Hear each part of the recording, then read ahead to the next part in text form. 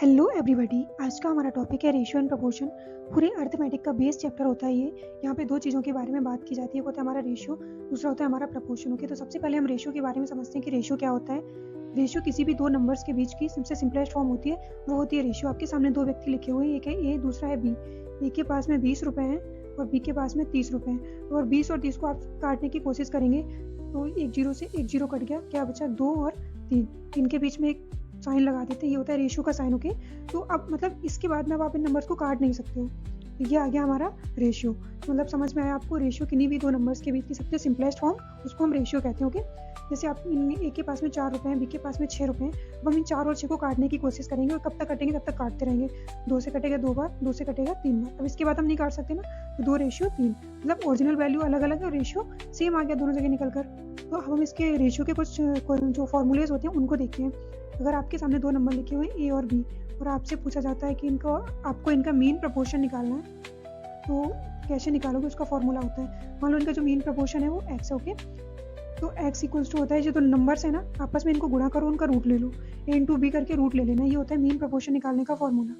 Second होता है, आपके सामने लिखा हुआ है ए कोमा बी, और आपको इनका थर्ड प्रपोर्शनल निकालना है। थर्ड प्रपोर्शनल निकालना है। ओके, थर्ड प्रोपोर्शनल का मतलब होता है कि ए का रेशियो जो बी के साथ में है, वही सेम रेशियो बी का किस नंबर के साथ में है। तो इसका फॉर्मूला क्या होता है, x equals to b square upon में ए। मतलब जो बी है उसको 2 बार आपको गुणा करना है और उसको डिवाइड कर देना है ए की वैल्यू से, तो आपका थर्ड प्रोपोर्शन निकल के आ जाता है। अब आपके सामने नंबर्स दिए हुए हैं ए कॉमा बी कॉमा सी, और आपको इनका फोर्थ प्रोपोर्शन निकाल के बताना है। ओके, फोर्थ प्रोपोर्शन निकालना है, तो वो कैसे निकालते हैं उसका भी फॉर्मूला होता है। आपने देखा a ratio b, c ratio x. Okay, तो आप इसको लिख सकते हो ए अपॉन में b equals to c upon में एक्स। एक्स की वैल्यू क्या आ जाएगी, बी इंटू सी अपॉन में ए। ये होता है फोर्थ प्रोपोर्शन निकालने का फॉर्मूला। तो ये जो 3 फॉर्मूले होते हैं, ये काफ़ी इंपॉर्टेंट फॉर्मूले हैं रेशियो के, जो आपको लर्न होने चाहिए। अब हम इसके क्वेश्चंस को सॉल्व करते हैं और देखते हैं कि इनके क्वेश्चंस को कैसे सॉल्व किया जाता है। आपके सामने क्वेश्चन लिखा हुआ है, find the ratio between the third proportional of 2,3 and fourth proportional of 3, 4 और 12। 2 और 3 का थर्ड प्रोपोर्शन और 3, 4 और 12 का जो फोर्थ प्रोपोर्शन आएगा उसका हमें रेशियो बताना है। तो सबसे पहले हम 2 और 3, हमारे पास में 2 नंबर हैं 2,3, हमें पहले सबसे इनका थर्ड प्रोपोर्शन निकालना है। थर्ड प्रोपोर्शन का फॉर्मूला क्या था, बी स्क्वायर अपॉन में ए। मतलब जो सेकंड नंबर है उसको 2 बार गुणा करना है आपको, 3 इंटू 3, और उसको भाग दे देना है जो पहला वाला नंबर है उससे। तो क्या है हमारे सामने निकल कर 9 अपॉन में 2। तो हम अगला सॉल्व करते हैं। हमारे सामने 3 नंबर लिखे हुए हैं 3, 4, 12। ओके, हमें इनका फोर्थ प्रोपोर्शन निकालना है, तो क्या करना है आपको, 3 अपॉन में 4 इक्वल्स टू 12 अपॉन में एक्स। एक्स की वैल्यू निकालनी है, क्रॉस मल्टीप्लाई करेंगे दोनों साइड से, एक्स इधर जाएगा, एक्स इक्वल्स टू क्या हो जाएगा 12 इंटू 4 अपॉन में 3। तो 3 से 12 कटेगा 4 बार, तो यहाँ से एक्स की वैल्यू कितनी है 16। हमें रेशियो बताना है, जो थर्ड प्रोपोर्शन है और फोर्थ प्रोपोर्शन है उसका रेशियो। तो थर्ड प्रोपोर्शन हमारा कितना है 9 अपॉन में 2, और फोर्थ प्रोपोर्शन कितना आया 16 अपॉन में 16। तो इन दोनों को आपस में मल्टीप्लाई कर देंगे, 9 अपॉन में 32। ये आ गया हमारा आंसर, या इसको ऐसे लिख सकते हो 9 रेशियो 32। ओके, यहाँ तक क्वेश्चन आपको समझ में आया। तो अब हम अगले क्वेश्चन को सॉल्व करते हैं। ओके, आपके सामने लिखा हुआ है कि जो मीन प्रोपोर्शन है between 45 and a certain number, दूसरा नंबर हमें नहीं दिया गया, वो 6 टाइम है। मीन प्रोपोर्शन हो 5 और 22 का जो मीन प्रोपोर्शन है उसका 6 गुना है 45, और किसी दूसरे नंबर का जो मीन प्रोपोर्शन है, तो हमें वो नंबर निकालना है। ओके, तो सबसे पहले हम इसका मीन प्रोपोर्शन निकालते हैं 5 और 22 का।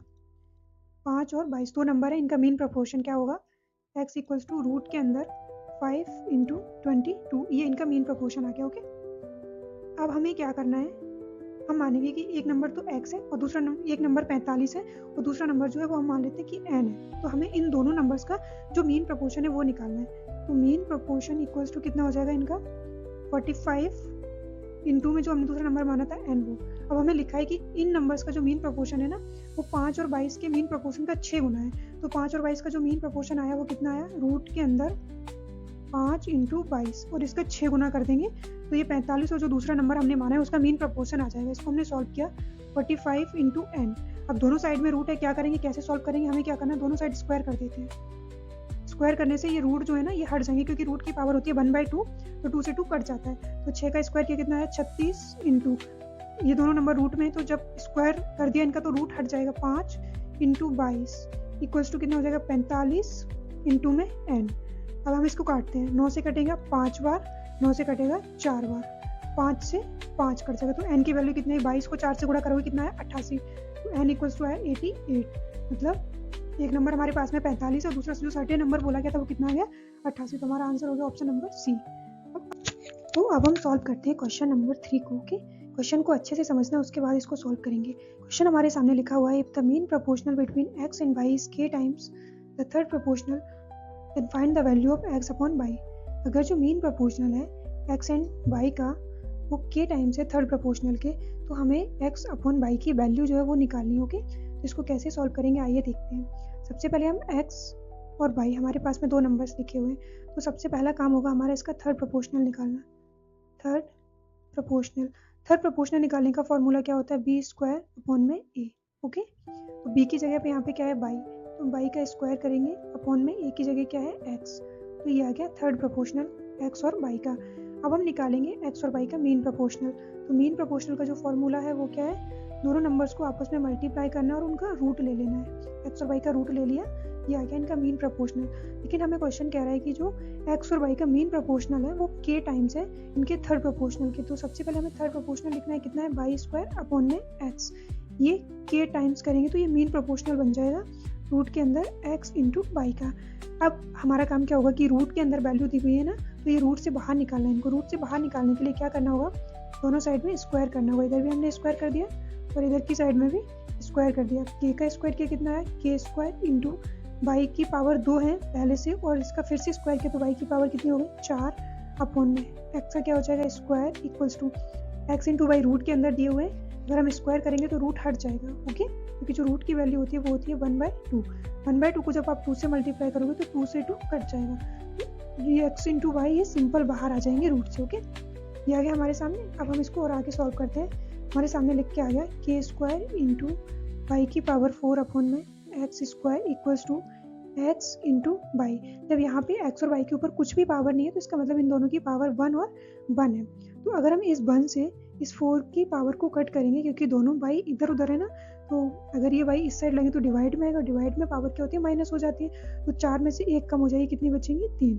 ठीक है, तो के स्क्वायर इंटू वाई की पावर 3 अपॉन में एक्स स्क्वायर इक्वल्स टू क्या आ गया एक्स। एक्स की पावर कितनी है 1। अब हम यहाँ पे कुछ नहीं है तो 1 मान लेंगे और क्रॉस मल्टीप्लाई कर देंगे। तो के स्क्वायर इक्वल्स टू क्या आया, एक्स की 2 पावर यहाँ पर एक ही है, गुणा करेंगे आपस में, गुणा में जो पावर्स होती है वो जुड़ जाती है। तो एक्स की पावर 2 और 1 कितनी हो गई 3 अपॉन में वाई की पावर 3 है और इसको 1 से मल्टीप्लाई करेंगे तो ऑलरेडी ऐसे आ जाएगा वाई की पावर 3। अब के स्क्वायर इक्वल्स टू हम इसको कैसे लिख सकते हैं, एक्स अपॉन वाई दोनों को एक साथ करके और इनकी पावर 3 लगा सकते हैं। अब हमसे वैल्यू पूछी गई है कि एक्स अपॉन वाई की वैल्यू निकालनी है। तो हमें क्या करना है, x upon y equals to k की पावर कितनी है 2, ये जो इधर इनकी पावर क्यूब है ये उधर साइड में चली जाएगी 1/3। इससे मल्टीप्लाई कर देंगे तो के की पावर आ जाएगी 2 अपॉन में 3। X upon y equals to निकल कर क्या है के 2/3। तो हमारा आंसर आ गया option number b. Thank you. अब देखते हैं क्वेश्चन नंबर 4 को और इसको सॉल्व करने का तरीका देखते हैं। Okay, if a upon b equals to c upon d equals to a upon f equals to 3.4, तो हमें वैल्यू निकालनी है 2a plus 3c plus 4e upon 2b plus 3d plus 4f की वैल्यू क्या होगी ये निकालनी है। आइए देखते हैं कैसे निकालते हैं। आपके सामने लिखा हुआ है a upon b equals to c upon d equals to e upon f equals to 3.4। 3.4 को हम कैसे लिख सकते हैं, अगर हम पॉइंट हटाएंगे तो नीचे एक जीरो लग जाएगा। अब हम इनको काटने की कोशिश करते हैं, तो काटते हैं 2 से, ये कटेगा 17 बार और ये कटेगा 5 बार। ओके, यहाँ तक देख लिया।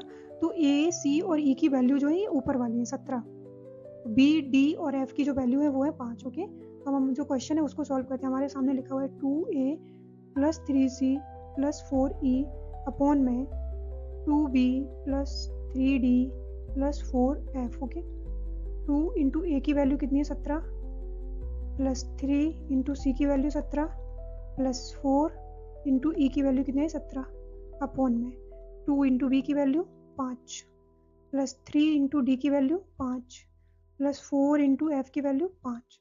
ऊपर वाले से हम क्या करेंगे, 17 को कॉमन ले सकते हैं। 17 लिया तो क्या बचा 2 प्लस 3 प्लस 4 अपॉन में यहाँ से नीचे से 5 कॉमन लिया तो 2 प्लस 3 प्लस 4। ओके, तो ये और ये आपस में कट गया। आंसर क्या है 17 अपॉन में 5। अगर इसको काटोगे तो वही आएगा 3.4। मतलब जो वैल्यू यहाँ पे थी ना यही हमारा आंसर आया है निकल कर।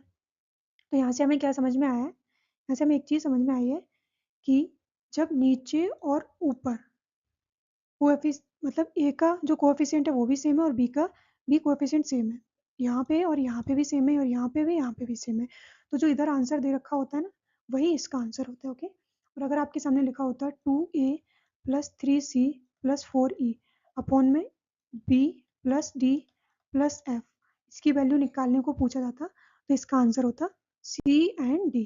ओके, कांट बी डिटरमाइन, हम डिटरमाइन नहीं कर सकते। ओके, आई होप आपको ये क्वेश्चन समझ में आया होगा। Thank you so much for watching the video.